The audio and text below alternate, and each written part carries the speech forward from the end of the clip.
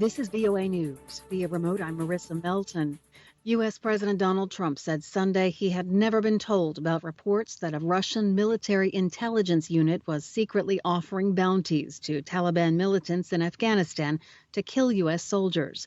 On Twitter, President Trump derided the New York Times report that U.S. intelligence officials had concluded months ago that a Russian unit had carried out the mission in Afghanistan last year.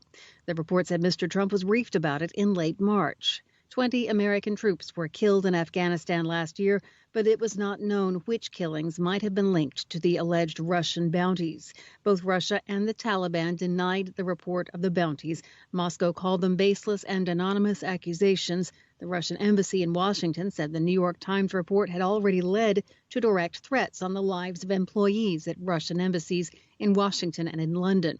A spokesman for the Taliban rejected the report and called the newspaper story an attempt to defame them. Earlier this year, the U.S. and the Taliban signed an agreement for bringing peace to Afghanistan after more than 18 years of conflict. The U.S. and NATO allies agreed to withdraw all troops if the militants uphold the deal. The number of COVID-19 infections around the world has passed the 10 million mark, with just over 500,000 deaths, according to Johns Hopkins University on Sunday.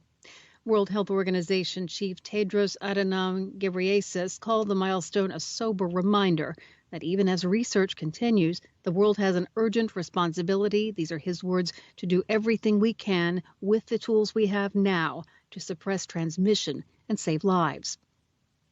Across Latin America, the number of cases has passed 2 million, according to the Pan American Health Organization. Colombia now has 88,591 cases. This is VOA News. Poland's presidential election appears to be headed to a runoff after no candidate appears to have won votes needed for an outright victory. Exit polls on Sunday gave right-wing President Andrzej Duda 42% of the ballots cast and saw Mayor Rafał Trzaskowski 30% of the votes. Television personality Szymon Hołownia had 13%. The top two expected to face off in a second round on July 12th. Duda's Nationalist Law and Justice Party is hoping to be able to extend its majority in parliament and implement conservative judicial and immigration policies that many others in the European Union have criticized as anti-democratic. Trzaskowski campaigned on promises to preserve the ruling party's popular welfare programs, but also says he would restore good relations with the European Union. The coronavirus outbreak forced a nearly 2-month delay in the election.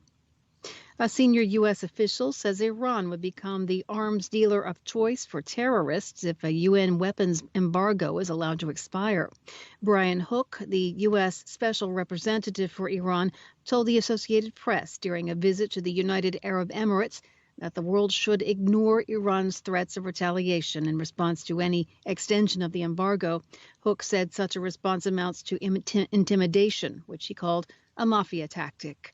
The current UN embargo on Iran is set to expire in October. It was imposed in 2010. It has stopped Iran from openly buying fighter jets, tanks, warships, and other weaponry, but it has not stopped Tehran from sneaking weapons into such war zones as Yemen, where Iran backs the Houthi rebels.